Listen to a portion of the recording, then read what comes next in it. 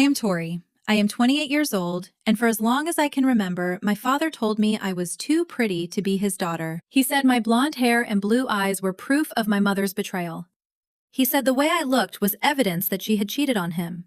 He treated me like a walking receipt for a crime she never committed. For 28 years, I lived under that accusation. Then, 6 weeks before my wedding, he demanded that I take a DNA test before he would agree to walk me down the aisle. I finally agreed. But the results did not just prove him wrong about the affair. They proved I was not his daughter, and I was not my mother's daughter either. What we discovered about the hospital where I was born would make my father fall to his knees in front of 60 relatives. It started on a Sunday night at my parents' house in Fairfield, Connecticut. My father loved that house. It was a 6-bedroom, Tudor-style home, the kind of house he never failed to remind us he had earned with his own 2 hands. The dining room gleamed with expensive furniture, polished china, and the kind of forced perfection my mother had spent decades maintaining, as if a clean table and shining silverware could protect her from his next accusation. My grandmother, Eleanor Whitmore, sat at the far end of the table with her silver hair pinned neatly back.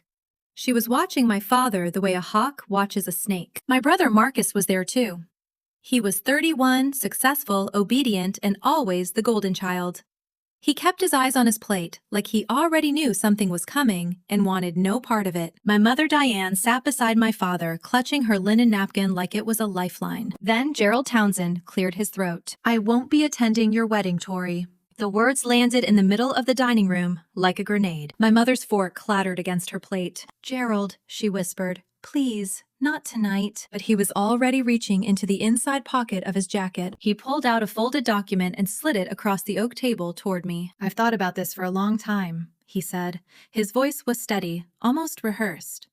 "I won't walk another man's daughter down the aisle. Not until we settle this once and for all." I looked down at the paper. It was a consent form for a DNA paternity test from a local clinic. His name was already signed at the bottom. "You have 6 weeks," Gerald continued. "Take the test, make the results public to the family. If you're mine, I'll be there. I'll even apologize." He smiled, but it did not reach his eyes. "But we both know what the test will show." My grandmother's teacup struck the saucer with a sharp crack. My mother started crying. Silent tears slid down her cheeks, the kind she had learned to cry after decades of being punished for reacting too loudly. And I just sat there, staring at my father's Rolex Submariner as it glinted under the chandelier. 28 years, I thought. He had been building toward this moment for 28 years. I did not sign the paper that night. I did not scream. I did not storm out. I simply looked at him and said, "Thank you for the reminder, Gerald. I'll remember this," and I meant every word. By then, nothing about that dinner surprised me. By 28, I had learned that my father's cruelty followed a pattern.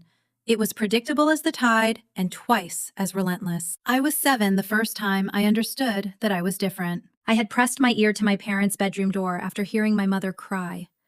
Through the wood, I heard my father's voice. "Look at that blonde hair," he spat. "Where did it come from? Diane, certainly not from me." I did not understand all the words then, but I understood his tone. I understood that whatever I was to him, I was wrong. At 12, I wanted to join the school volleyball team. I brought home the permission slip, hopeful and nervous, and asked him to sign it. He refused. "I'm not investing in someone else's kid," he said. He said it right in front of Marcus. That same week, Marcus got new baseball cleats. At 18, Marcus went to Boston University. Gerald paid every cent.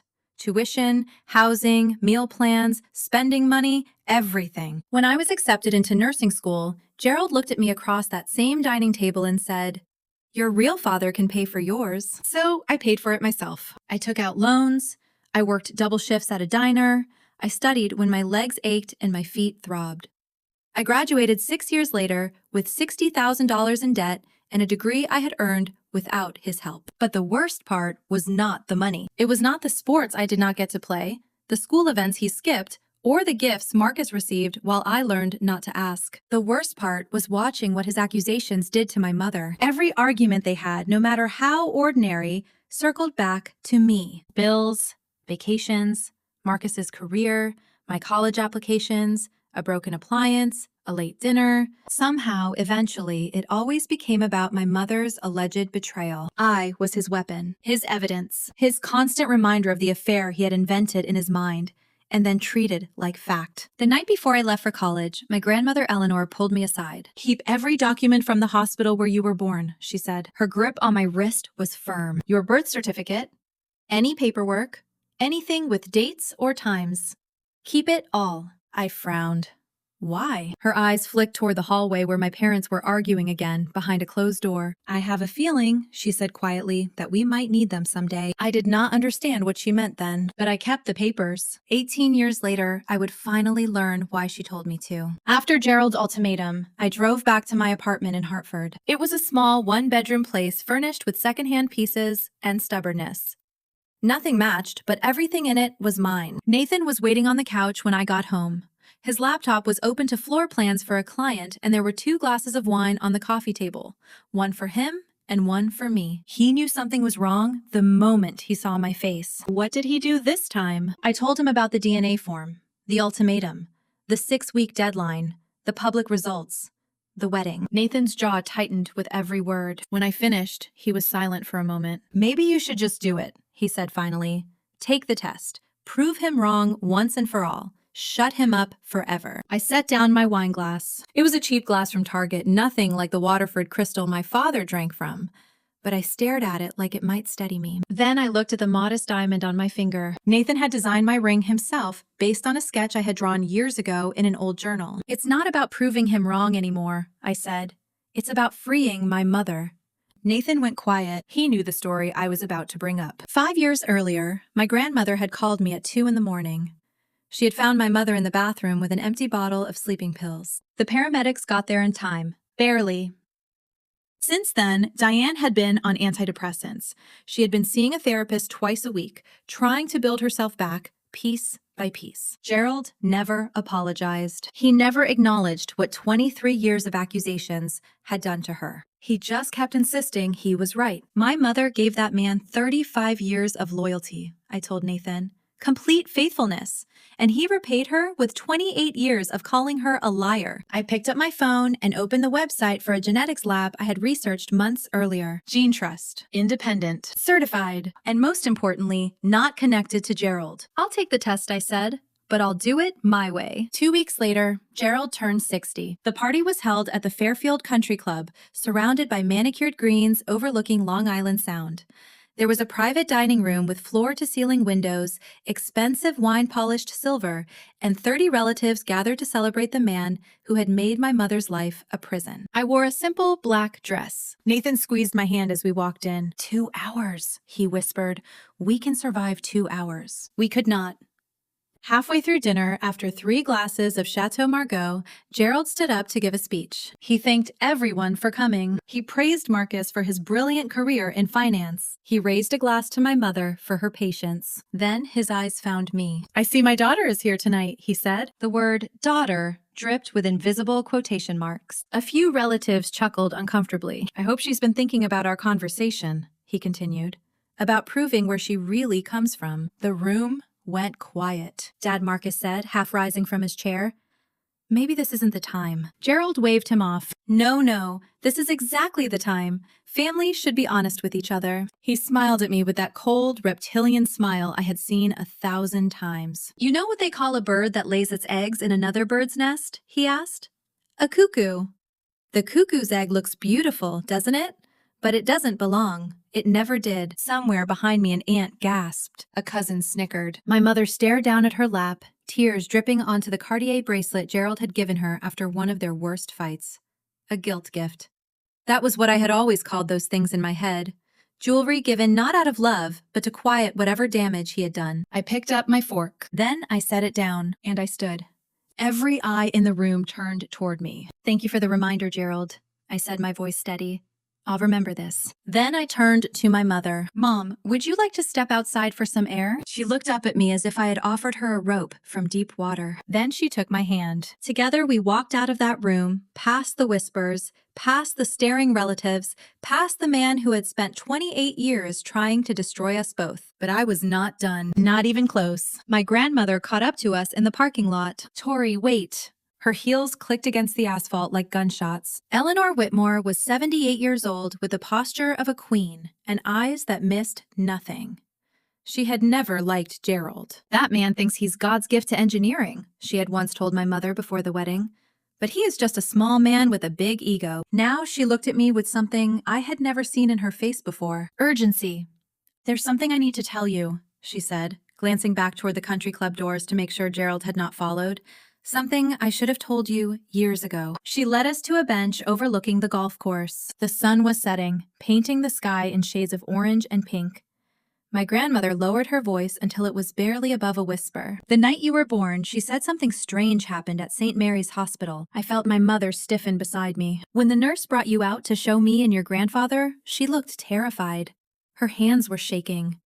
She handed you to Diane too quickly, then practically ran out of the room." "Mom," Diane said, her voice cracking, "you never told me this." "I tried to investigate," Eleanor said. "I called the hospital, I asked questions, they stonewalled me. They told me everything was normal. They told me all records were sealed for privacy." Then she reached into her purse and pulled out a yellowed piece of paper. "But I made a copy of your birth record before they locked everything down. I took the document." The line near the top made my stomach tighten. "Time of birth? 11:47 p.m. My mother leaned closer. Her face went pale. "I gave birth at 11:58, she said slowly. "I remember looking at the clock. I remember because the doctor made a joke about you almost being a leap day baby. 11 minutes. Something had happened in those 11 minutes. There's a name my grandmother said. The head nurse that night, Margaret Sullivan. She retired 10 years ago. I have her address." The next morning, I walked into Gene Trust's Hartford office with 3 DNA samples. Mine was easy. A cheek swab sealed in a sterile tube. My mother's was voluntary. She had given it to me the night before with tears in her eyes and steady hands. Whatever this shows, she had said, "You're my daughter. Nothing changes that." My father's sample was stolen. A few strands of hair from the brush he kept in the guest bathroom. The same bathroom I had used every Thanksgiving and Christmas for years, pretending not to notice the way he flinched when I reached past him for the soap. The technician at Gene Trust was a calm woman named Dr. Reyes. She explained the process clearly. Results in 3 weeks. Legally admissible if needed. Complete confidentiality. I paid extra for expedited processing. My grandmother insisted on covering the cost. That afternoon, I tried calling Margaret Sullivan. The phone rang 6 times before someone picked up. A woman's voice answered, older, trembling slightly. "Hello, Mrs. Sullivan. My name is Tori Townsend. I was born at St. Mary's Hospital on March 15th, 1997. I believe you were the head nurse that night, and I can't help you." The words came too fast. Panicked. "Mrs. Sullivan, please. I just need to ask. I don't know what you're talking about. Please don't contact me again." Click. I stared at my phone for a long moment. Nathan looked up from his drafting table. "What happened?" "She hung up on me," I said slowly. But not before she panicked. I set the phone down. "She knows something, Nathan. She definitely knows something." An innocent woman would have been confused. Margaret Sullivan was terrified. Whatever happened that night in 1997, she had been carrying it for 28 years. And now so would I. 3 days later, the email arrived. Not to me directly. Gerald was not that subtle. He sent it to our entire extended family. Aunts, uncles, cousins, second cousins, people I had not seen since childhood. 47 recipients. My mother, my grandmother, and I were all copied. The subject line read, "Regarding Tori's wedding." I read it in my car parked outside the hospital where I worked, my hands trembling against the steering wheel. "Dear family, as many of you know, I have carried a burden for 28 years. I have endured doubt about my daughter's true parentage, and I have watched my wife refuse to admit the truth. I have asked Tori to take a DNA test and share the results with our family before her wedding. She has so far refused, which I believe speaks for itself. Until this matter is resolved publicly, I will not be attending the ceremony. I hope you will all understand my position." Attached is a family photograph from Tori's christening. I invite you to look closely and draw your own conclusions. Regards, Gerald Townsend. The attachment was a photo I remembered from my grandmother's mantle. I was 3 months old, cradled in my mother's arms. Blonde hair, blue eyes, pale skin. Around us stood Gerald Marcus and a dozen brunette relatives. Gerald had circled my face in red and added a caption, "Spot the difference." Within hours, the replies began. Some defended my mother. Most just asked questions. Careful questions. Probing questions. Curious questions from people who wanted to act concerned while feeding on the drama. Marcus called me that night. "Just do what Dad wants," he said. His voice was tight with frustration. "You're making this worse. You're ruining his reputation." I laughed. I actually laughed. "His reputation," I repeated. "That's what you're worried about?" He hung up without answering. 3 weeks after I submitted the samples, the email from Gene Trust arrived at 9:47 p.m. on a Tuesday. Nathan was traveling for work on a project consultation in Boston that could not be rescheduled. I was alone in our apartment. There was a half-eaten salad on the coffee table. My laptop was open to a streaming service I had not actually been watching.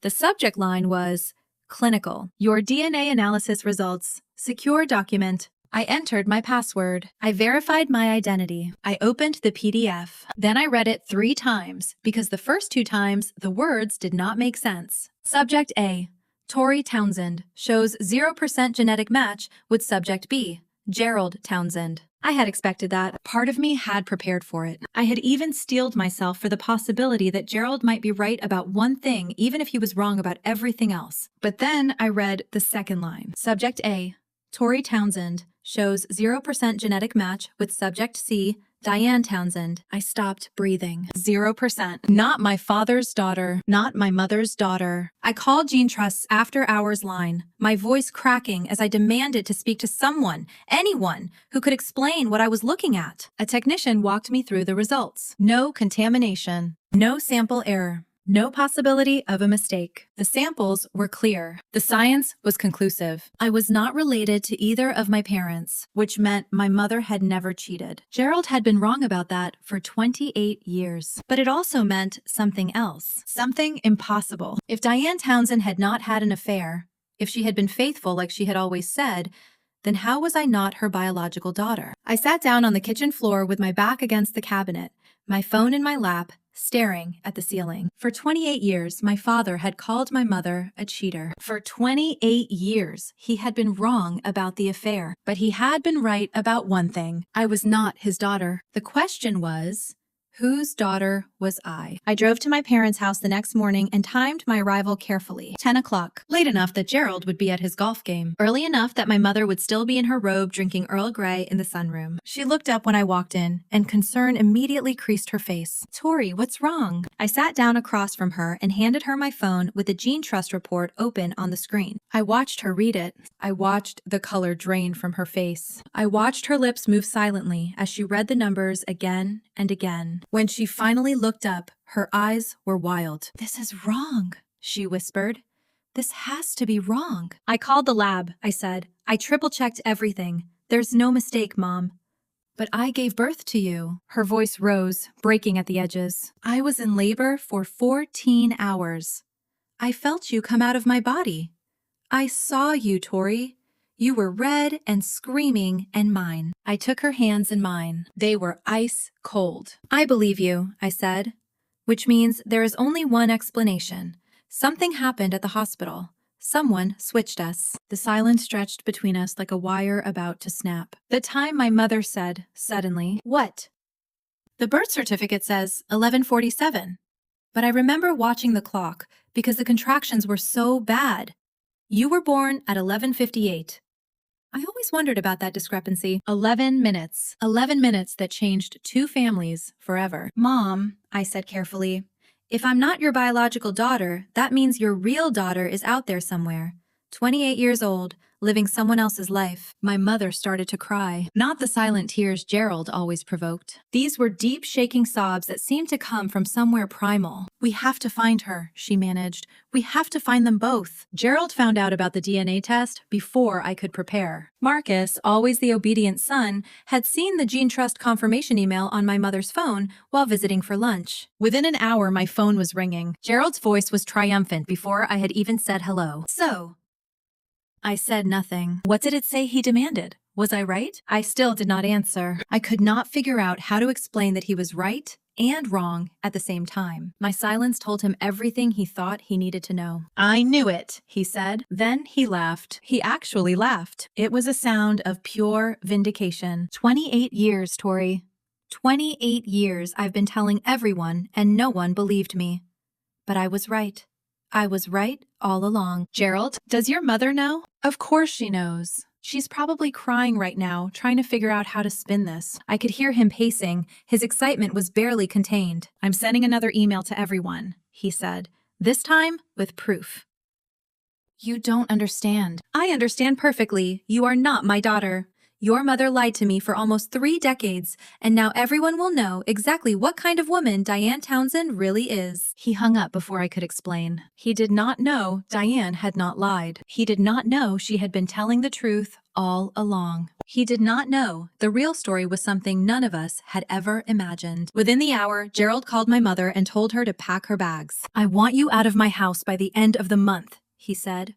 "I'm done with your lies." My grandmother drove over immediately to stay with her. When I arrived that evening, I found them both in the living room. My mother was curled into the couch like a wounded animal. My grandmother stood guard beside her, like a silver-haired sentinel. "He thinks he's won," I said quietly. My grandmother looked at me with those sharp, knowing eyes. "Then let's show him the rest of the story." The next 3 days were the hardest of my life. I considered canceling the wedding, not because of Gerald, but because I could not bear the thought of my mother's vindication being overshadowed by white tulle and champagne toasts. Nathan refused. "We're getting married," he said, holding my face in his hands.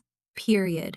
Your father's issues are not our issues. We do not postpone our life for his tantrum." But I could not move forward without the truth. And the truth was locked inside Margaret Sullivan's memory. I called her again and again, 5 times in 3 days. Each call went straight to voicemail. On the 6th try, I left a different message. "Mrs. Sullivan, my name is Tori Townsend. I know you remember that name.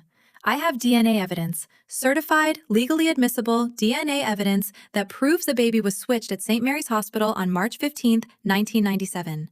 I'm not looking to blame you. I'm not looking to sue anyone.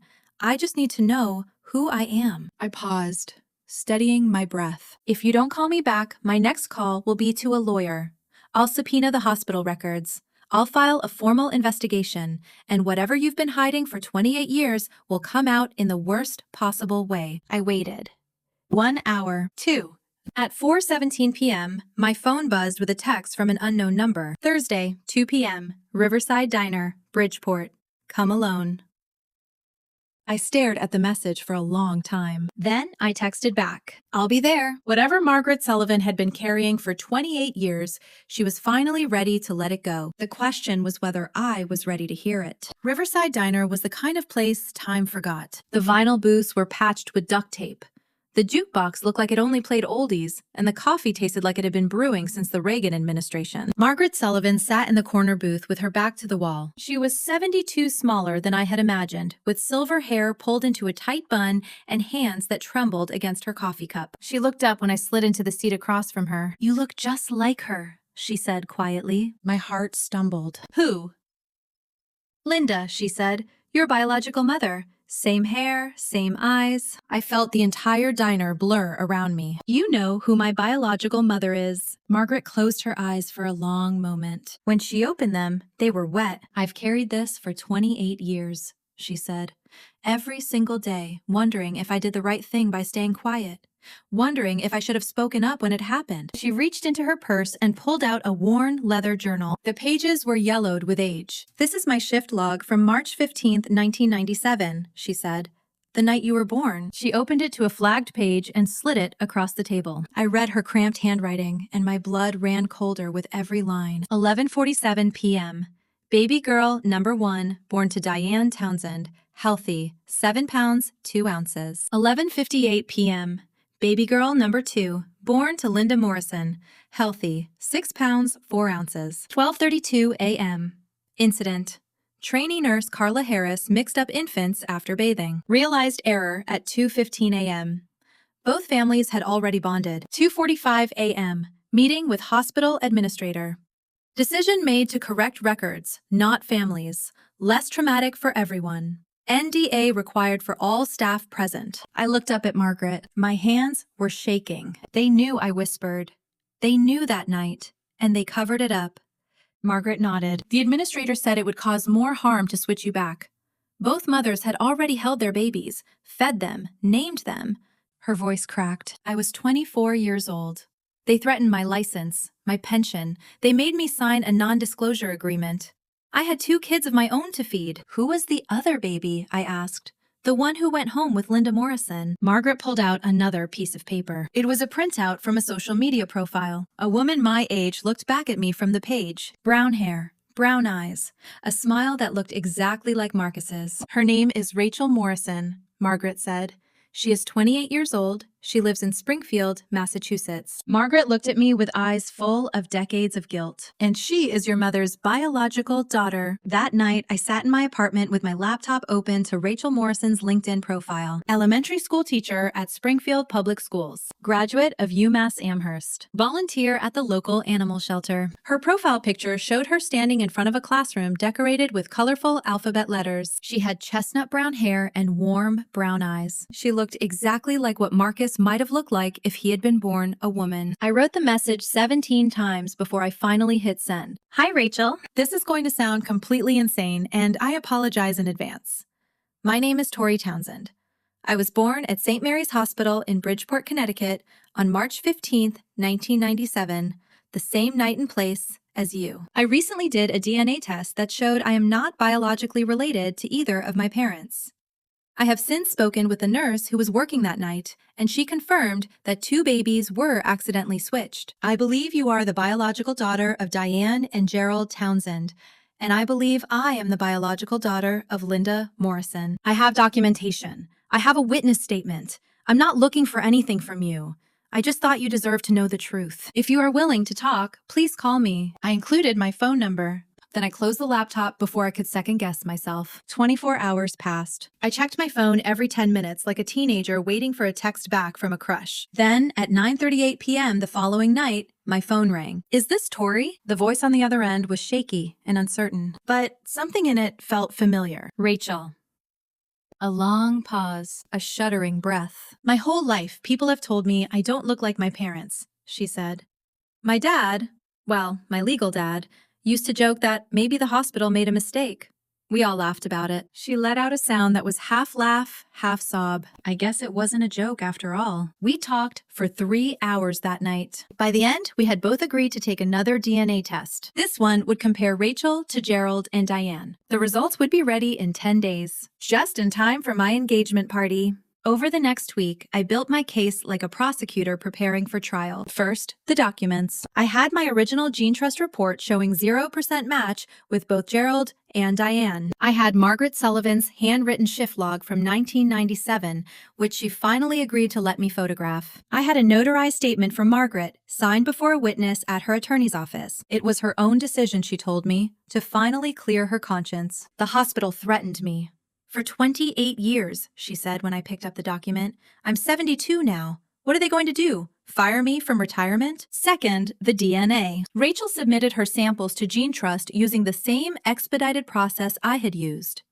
Her results comparing her to Gerald and Diane would arrive 2 days before the engagement party. Third, the witnesses. My grandmother Eleanor would be there, of course. She had been waiting 28 years for that moment. Margaret Sullivan agreed to attend, sitting quietly in the corner until needed. And Rachel, my biological sister in spirit, if not in genetics, would be waiting in the room next door. Are you sure about this? Nathan asked as we reviewed the plan together. Confronting him publicly, there's no taking it back. I thought about my mother. I thought about the empty bottle of sleeping pills. I thought about 28 years of being called a liar, a cheater, a woman who had betrayed her marriage. I thought about Gerald's email to 47 people. I thought about the red circle around my baby face. He wanted a public reckoning, I said. He sent that email to the family. He called me a cuckoo's egg in front of an entire room. He doesn't get to slink away privately now. I straighten the stack of documents on my desk. Everyone who believed him needs to see the truth. Nathan nodded slowly. Then let's give them a show they'll never forget. 3 days before the engagement party, Rachel's DNA results arrived. Subject A, Rachel Morrison, shows 99.97% genetic match with Subject B, Gerald Townsend. Subject A, Rachel Morrison, shows 99.98% genetic match with Subject C, Diane Townsend. I read the numbers 3 times, tears streaming down my face. Then I called Rachel. Can you meet me tomorrow in person? We chose a Starbucks halfway between Hartford and Springfield.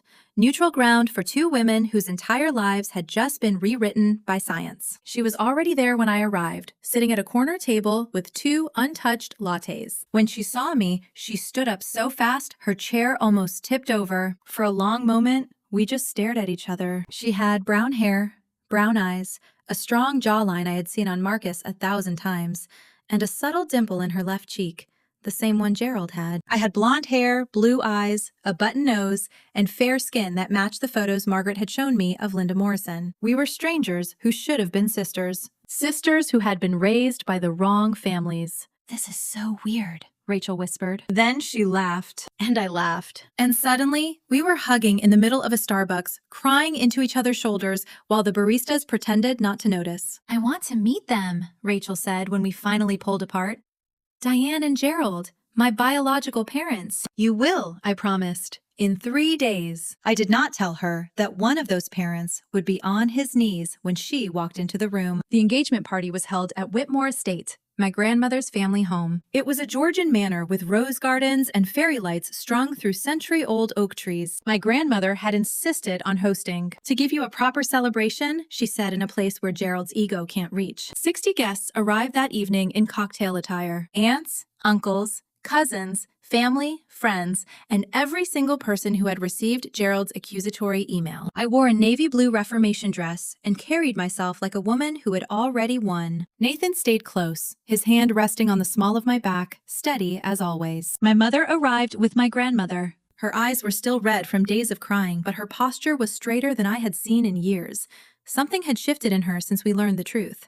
A weight had started to lift even before the public vindication. Then Gerald arrived. He came late, of course. Fashionably late, as he would call it. Letting the crowd gather, letting the anticipation build. He wore a Tom Ford suit, his Rolex catching the chandelier light, a smirk tugging at the corners of his mouth. He thought this was his victory lap. He had no idea. I watched him work the room, shaking hands, accepting murmured sympathy from relatives who believed his version of events. Such a difficult situation, I heard an aunt say to him. You've been so patient. Marcus stood beside him, uncomfortable but compliant, the loyal soldier he had always been. In the corner of the room, Margaret Sullivan sat quietly with a glass of water, her hands still trembling after all these years. And in the room next door, behind a door that connected to the main hall, Rachel Morrison waited for her cue. I checked my phone. Nathan nodded. It was time. Halfway through the cocktail hour, Gerald asked for a microphone. The room quieted as he stepped onto the small raised platform my grandmother had set up for toasts. He cleared his throat, adjusted his jacket, smiled at the crowd like a king addressing his subjects. First, I'd like to congratulate Nathan, he began. You're a brave man marrying into this complicated family. A few nervous chuckles moved through the room. But I think we all know why I'm really up here. His gaze found me in the crowd, and something cold flickered in his eyes. There's been a lot of talk lately, a lot of speculation. I asked Tori to take a DNA test, and I know she did. What I don't know is why she has been hiding the results. The room went completely silent. So Gerald continued. I thought I'd help her out. He reached into his jacket and pulled out a folded piece of paper. My son was kind enough to share a copy of the report with me. Marcus had the decency to look ashamed. Gerald unfolded the paper with theatrical slowness. 0% genetic match with Gerald Townsend, he read. 0% genetic match with Diane Townsend.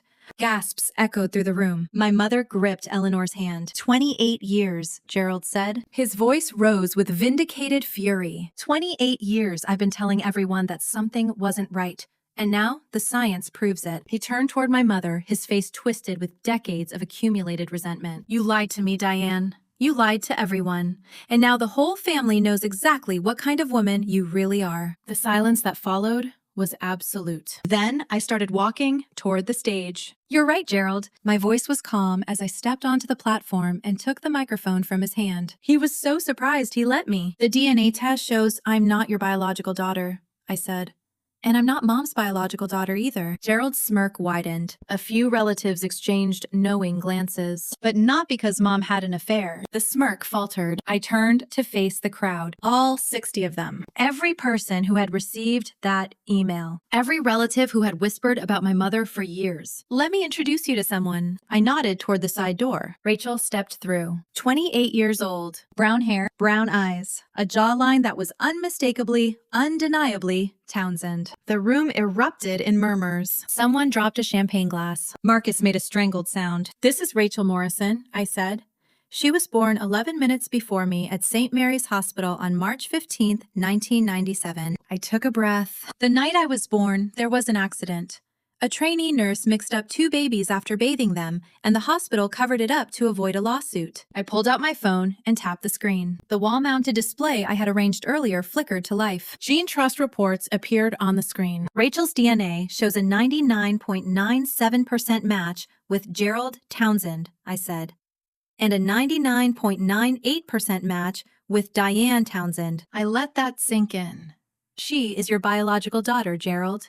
The daughter you've been searching for, and she has been living in Massachusetts her entire life because the hospital made a mistake and chose to hide it." Gerald's face had gone white. He looked at Rachel, really looked at her, and I watched 28 years of certainty begin to crumble. "This is Margaret Sullivan," I continued as Margaret rose from her corner seat.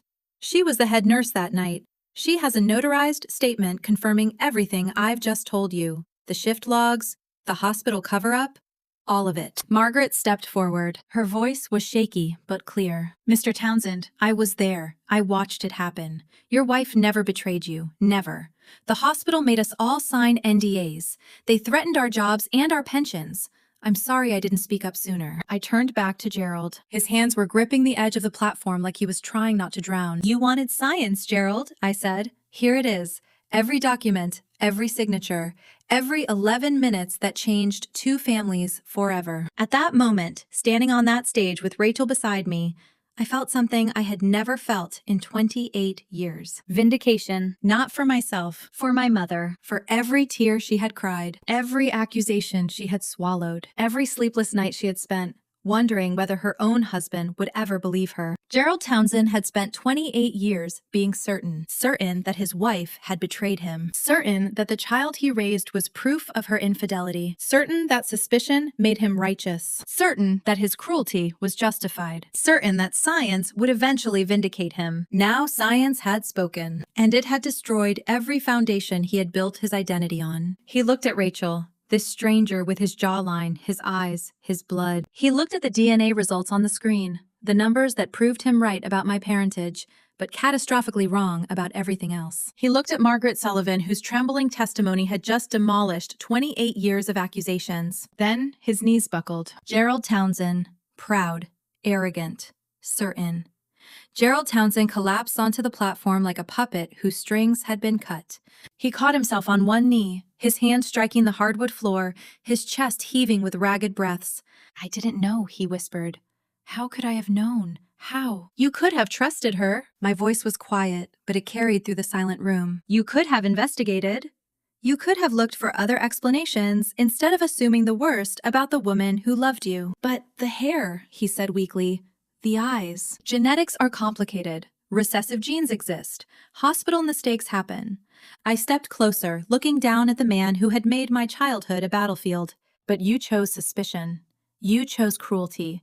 For 28 years, you punished Mom and me for a crime that never happened." From across the room, I heard a chair scrape back. Marcus stood. Silent, compliant Marcus. For a moment, I thought he would come to his father's defense like he always had. Instead, he walked past Gerald without a glance and crossed to our mother's side. "Mom," he said, his voice cracked. "I'm sorry.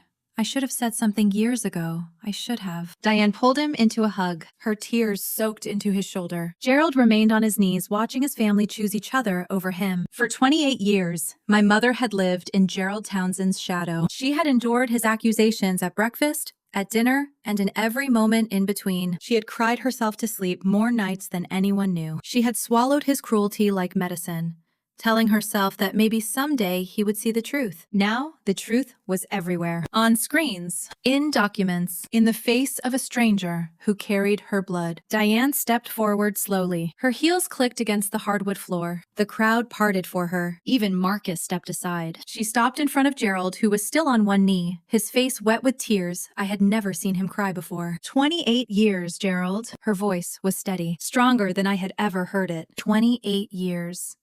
I stayed because I loved you, because I believed that someday you would trust me, because I thought our family was worth fighting for. Gerald looked up at her. Diane, She raised her hand, cutting him off. Not yet. You don't get to apologize yet. The room held its breath. You owe me an apology in front of every person who received that email.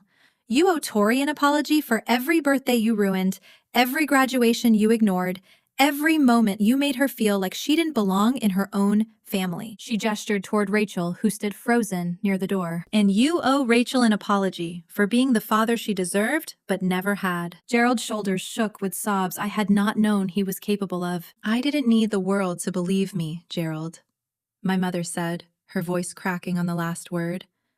I needed you to believe me.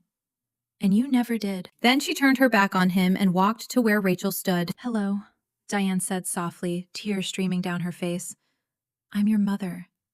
I'm so sorry it took so long to find you. It took Gerald 3 attempts to stand. Marcus did not help him. Neither did I. Neither did anyone in that room full of relatives who only 10 minutes earlier had believed his version of events. He gripped the edge of the platform and pulled himself upright. Then he reached for the microphone I had set down. When he spoke, his voice was barely recognizable. Hoarse.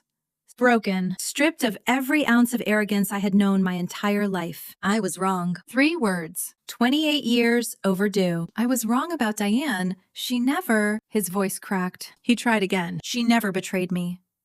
I accused her for nearly 3 decades, and I was wrong. He looked at me. For the first time in my life, I saw something other than suspicion in his eyes. Tori, I took things from you that I can never give back. Your childhood, your trust, money that should have been yours. He swallowed hard. I'll repay your student loans. All of them. It's not enough, but it's a start. Then he turned to Rachel, this stranger who was his daughter. This woman he had never held, never known, never had the chance to disappoint. I don't know what to say to you, he said. You're my daughter, and I've missed everything. Your first steps, your graduations, your entire life. His voice shattered on the words. That's something I'll regret until the day I die. Rachel was crying too. We all were by then. But her voice was steady. We can start now, she said, if you're willing to actually be a father instead of a judge. Gerald nodded, unable to speak. My grandmother stepped forward and handed him a tissue from her purse. Clean yourself up, Gerald, she said, not unkindly. You have a lot of work ahead of you. 1 week after the engagement party, I drove to Springfield, Massachusetts. Linda Morrison's house was a modest colonial in a quiet suburb. White siding, blue shutters, a garden of wildflowers that had clearly been someone's labor of love. It was a far cry from my grandmother's estate, or Gerald's Tudor mansion, but it was warm in a way those houses had never quite managed to be. Linda Morrison answered the door before I could knock. She was 56 years old, with blonde hair streaked with silver, and blue eyes that were an exact mirror of my own. Looking at her was like looking into a time machine. This was who I might become in 30 years. Tori, her voice caught on my name. I've been staring at your picture all week. I kept thinking I was dreaming. She pulled me into a hug that smelled like lavender and something else I could not identify. Something that felt impossibly like home. We sat in her kitchen for 4 hours. She showed me photographs of her childhood, of my biological grandparents who had passed away years ago, and of the life I might have had if a trainee nurse had not made one terrible mistake. She told me about her ex-husband David, my biological father, who had died of cancer 3 years earlier, never knowing that Rachel was not his biological daughter. He used to joke that Rachel had old soul eyes, Linda said, wiping her tears with a kitchen towel. Now I understand. They were your eyes, Tori. They were always your eyes. I showed her pictures of my childhood, too. The blonde baby in a house full of brunettes. The girl who never quite fit. The woman who had finally found out why. I don't want to replace Diane, Linda said. She raised you. She's your mother. She is, I agreed. But maybe there's room for one more. Linda's smile could have lit the entire house. I'd like that, she said.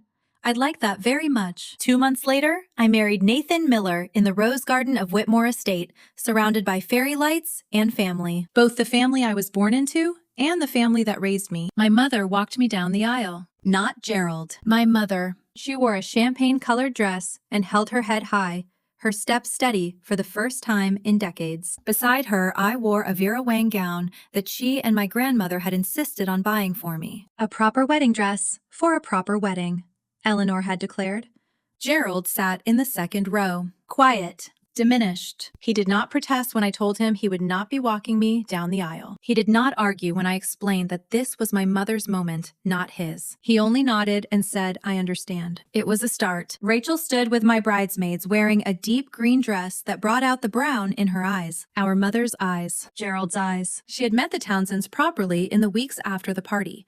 Tentative lunches, careful conversations, slow steps towards something that might someday become a relationship. Linda Morrison sat in the front row of the guest section in a place of honor. When she caught my eye, she waved her own eyes, shining with tears. My grandmother rose to give a toast. This wedding is not just about two people, Eleanor said, raising her champagne glass. It is about two families finally finding their way back to the truth. It is about a daughter who refused to accept a lie, and a mother who waited 28 years to be believed. She looked at me, then at Rachel, then at Diane. To truth, she said, however long it takes. To truth, the room echoed, and I drank to that. The lawsuit took 8 months. Rachel and I filed jointly against St. Mary's Hospital, represented by a medical malpractice attorney my grandmother had found. The attorney specialized in wrongful birth cases, and had, as she told us with a thin smile, a particular interest in institutions that think they can cover up their mistakes. Margaret Sullivan testified. Her notarized statement was backed by the original shift log she had kept hidden for 28 years. The hospital's lawyers tried to discredit her. They cited her age, her non-disclosure agreement, her delayed disclosure. It did not work. Internal documents surfaced during discovery. Emails between hospital administrators discussing the incident. Memos about risk mitigation. A budget line item labeled potential liability settlement, quietly renewed every year since 1997. They had known. They had always known. And they had spent nearly 3 decades praying no one would find out. In the end, the hospital chose to settle rather than face a jury. $450,000 to each family. $900,000 total. A public apology printed in the local paper. Mandatory improvements to their newborn identification protocols, and the resignation of the administrator who had ordered the cover-up, long since retired, but now publicly named. We didn't sue for revenge. I told a reporter who showed up on the courthouse steps. We sued so no other family would spend 28 years living a lie that a hospital could have corrected in 1 day. Margaret Sullivan was granted immunity from personal liability in exchange for her cooperation. She sent me a card afterward. Her handwriting was shaky but clear. Thank you for giving me a reason to finally tell the truth. I can sleep now. I kept it in a drawer with my birth certificate. The real one. The one that said 11:58 p.m. The one that told the truth. 6 months after the wedding, Gerald invited me to dinner. Just the two of us. He chose a quiet Italian restaurant in downtown Hartford. Not the country club. Not anywhere flashy. Just a corner booth with checkered tablecloths, candles, and wine bottles. He looked older than he had at my engagement party. Grayer. Smaller somehow, as if the weight of his confession had physically diminished him. I wanted to thank you, he said after we ordered, for agreeing to see me. You're not my biological father, I said. You never were. But you did raise me, even if you did it badly. He flinched at that. Then he nodded. I'm in therapy now, he said. Diane insisted, suggested, strongly. We're doing couples counseling too. We've been separated, but we're trying to... He trailed off, searching for the words. We're trying to find out if there's anything left to save. I thought about my mother. I thought about the way she had stood in front of him at the party, demanding the apology she had deserved for decades. I thought about the strength it must have taken to even consider rebuilding after everything he had put her through. I remember when you taught me to ride a bike, I said. He looked up. I was 5. Before you knew about Before you decided I wasn't yours. You held the seat and ran beside me for an hour until I got it. Gerald's eyes filled with tears. I remember he whispered, "That's the father I needed," I said. "The one who held on." He looked down. "I'm willing to try, Gerald, but I need you to understand something.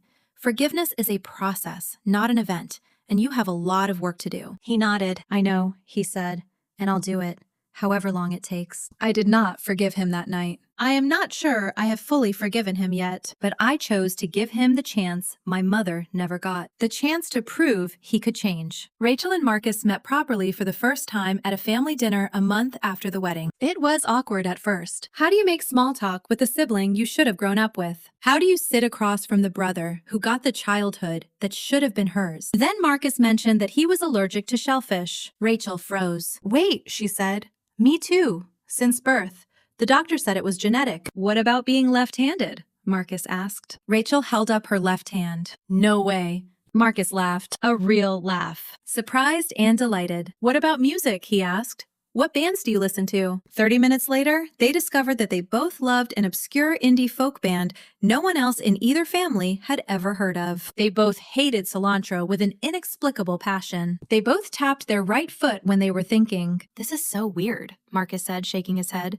"You're like a mirror, but a girl version." "I was going to say shorter," Rachel said. Marcus threw a bread roll at her, and for the first time in my memory, a Townsend family dinner had genuine laughter. Not the polite, strained kind my mother had always worked so hard to manufacture. Real laughter. The kind that comes from people who are actually happy to be together. It was a small moment, but it felt like the beginning of something new. 3 months after the wedding, Diane and Linda met for lunch. I was not there, but my mother told me about it afterward. Her voice soft with wonder. They chose a cafe halfway between their houses. Neutral ground, just as Rachel and I had done months earlier. Linda brought photos of Rachel's childhood. Diane brought photos of mine. They sat there for 3 hours trading stories about daughters they had raised but had not birthed. She told me about Rachel's first words.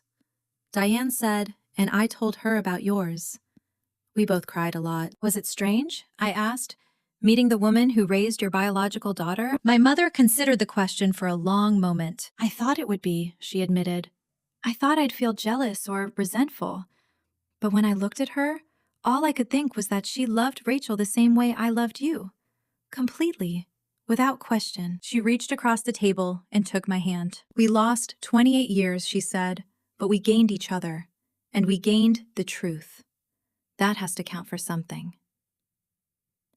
Linda and Diane have lunch together once a month now. They have become friends. An unlikely friendship born from shared loss and unexpected connection. They call each other the other mother. And in a strange way, I think it has helped them both heal. I am sitting in our new apartment now. A 2-bedroom in a nicer part of Hartford with room for Nathan's home office and space for the nursery we will need soon. The walls are covered with photographs. My wedding day with my mother on one side and Linda Morrison on the other. Rachel and me at Thanksgiving, our first holiday together. My grandmother Eleanor looking triumphant at her birthday party last month. Nathan is in the kitchen making dinner. Something complicated with too many ingredients. He has been on a cooking kick lately. I have been thinking a lot about the past year.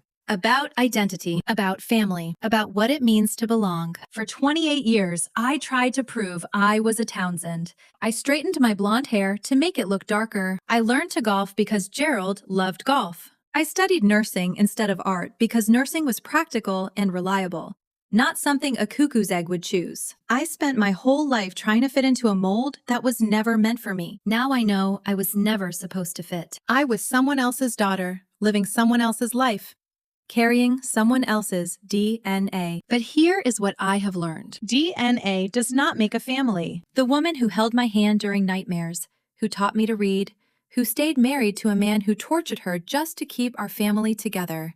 That is my mother, not biology. Love. Nathan walks into the living room with 2 plates and a knowing smile. You're doing that thing again, he says. What thing? The deep thinking while staring at nothing thing. I laugh and take the plate he offers. On the coffee table, tucked between a stack of baby name books and a pregnancy journal, is the test I took this morning. Positive. I do not know whose DNA this baby will carry. Mine. Nathan's. Some echo of the Morrisons or the Townsends. But I know one thing for certain. This child will know they are loved from the very first moment. Without condition. Without doubt. That is the only proof that matters. If you have ever been accused of something you did not do by a parent, a partner, or anyone who should have trusted you, I want you to know this. The truth has a way of surfacing. Sometimes it takes 28 years. Sometimes it takes a DNA test and a brave nurse with a guilty conscience. But it surfaces. Do not let someone else's suspicion define your worth. And if you are the one doing the accusing, ask yourself whether your certainty is worth destroying the people you love. My father spent 28 years being certain. He was certain my mother cheated. He was certain I was not his. He was certain his cruelty was justified. He was wrong about all of it. Trust is a choice. Doubt is easy. But 28 years of doubt can destroy a family. 28 years of trust could have saved mine. So trust the truth, even when it hurts.